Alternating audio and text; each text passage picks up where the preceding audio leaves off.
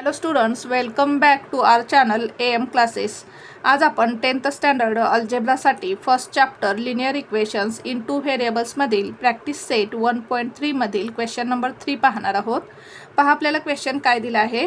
Solve the following simultaneous equations using Cramer's rule. या ठिकाणी आपल्याला 2 सायमल्टेनियस इक्वेशन्स दिलेले आहेत आणि आपल्याला क्रॅमर्स रूल यूज करून एक्झाम्पल सॉल्व करायचं आहे. आता क्रॅमर्स रूलचा यूज करून एक्झाम्पल सॉल्व करताना आपण 3 स्टेप्स यूज करणार आहोत. फर्स्ट स्टेप काय आहे पहा. Write equations in the form ax + by = c. प्रथम आपण दोन्ही इक्वेशन्स ax + by = c या फॉर्ममध्ये लिहून घेणार आहोत. सेकंड स्टेप काय आहे. Find the values of d, dx and dy. आपल्याला d, dx अँड dy या डिटर्मिनंट्सच्या व्हॅल्यू फाइंड करायच्या आहेत. आणि थर्ड स्टेपमध्ये आपण x आणि y या व्हेरिएबलच्या व्हॅल्यू फाइंड करणार आहोत. त्यासाठी आपण हे दोन फॉर्म्युले यूज करणार आहोत. x = dx/d and y = dy/d. पहा सॉल्व करू आपण एक्झाम्पल. आता फर्स्ट इक्वेशन काय दिलं आहे पहा. 2x + 3y = 2. आता हे इक्वेशन ax + by = c या फॉर्ममध्ये आहे. इक्वेशन लिहून घेऊ आपण.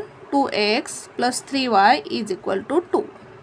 याच्यामध्ये आपल्याला चेंज करण्याची गरज नाही कारण हे equation already ax + by = c या फॉर्ममध्ये आहे.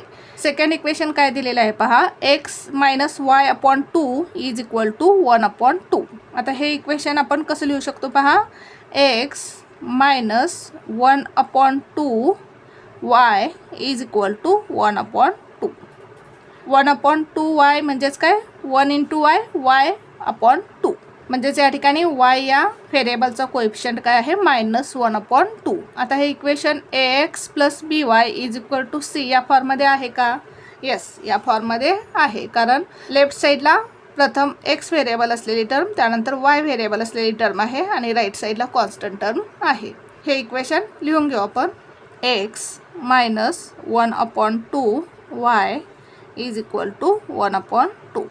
आता आपण x व्हेरिएबलचे कोएफिशियंट a1 a2 घेऊ, y व्हेरिएबलचे कोएफिशियंट b1 b2 घेऊ आणि कॉन्स्टंट टर्म c1 c2 घेऊ.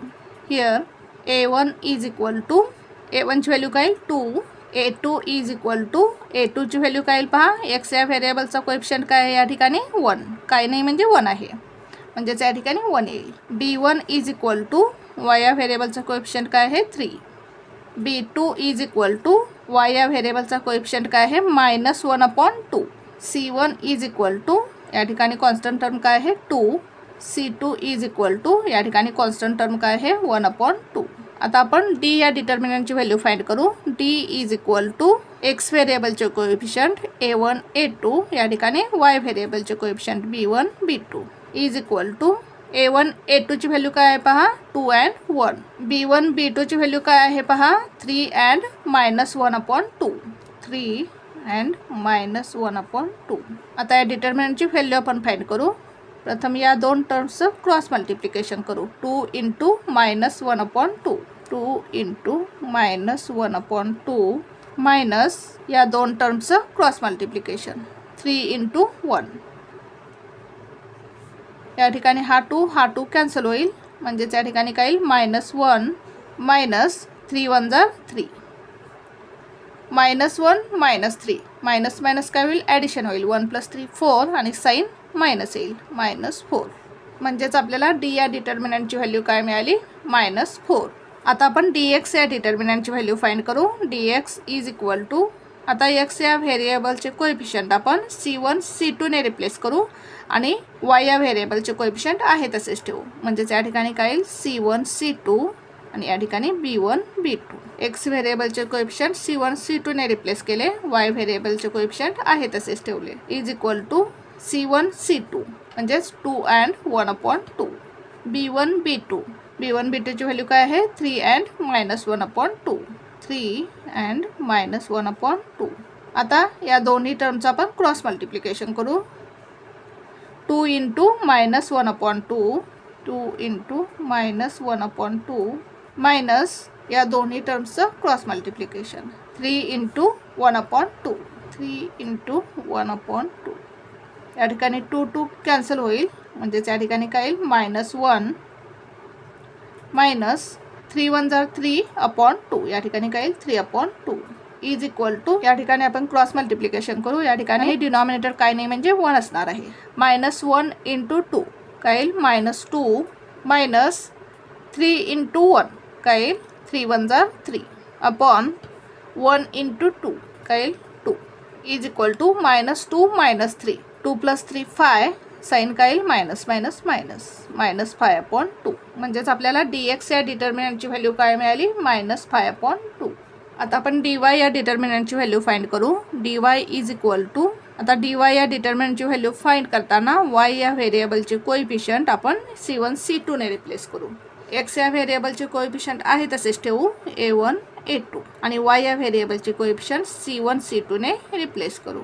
Is equal to a1 a2 ची व्हॅल्यू काय आहे 2 and 1 c1 c2 and c2 ची व्हॅल्यू काय आहे 2 and 1 upon 2 is equal to प्रथम आपण या दोन्हीचं क्रॉस मल्टिप्लिकेशन करू. 2 × 1 अपॉन 2 × 1 अपॉन 2 मायनस या दोन्हीचं क्रॉस मल्टिप्लिकेशन 2 × 1 हा 2 कॅन्सल होईल म्हणजेच काय येईल पहा 1 मायनस 2 1 जार 2 1 - 2 काय येईल 2 - 1 1 ग्रेटर नंबरचं साइन मायनस म्हणजेच -1 म्हणजेच dy या डिटर्मिनंटची व्हॅल्यू काय मिळाली -1.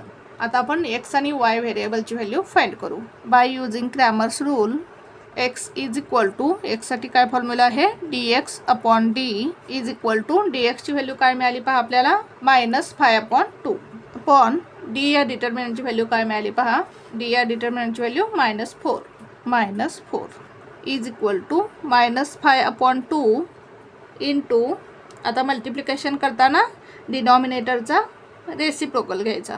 -4चा रेसिप्रोकल काय येईल 1 अपॉन -4 इज इक्वल टू आता मायनस काय होईल प्लस होईल 5 1 जार 5 2 4 जार 8 आन्सर काय येईल x ची व्हॅल्यू काय मिळाली आपल्याला 5 upon 8.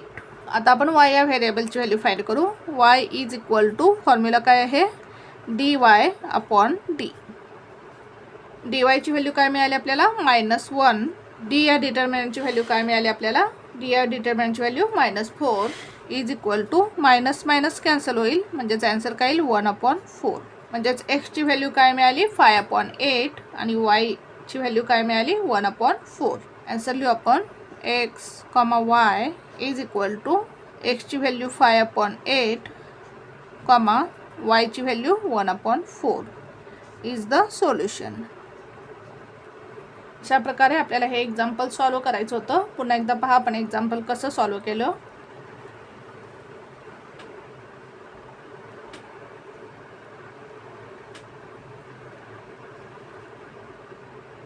Thank you for watching this video. जर तुम्हाला व्हिडिओ आवडला असेल तर व्हिडिओला लाईक करा, कमेंट करा, शेअर करा आणि चॅनलला सबस्क्राईब करा.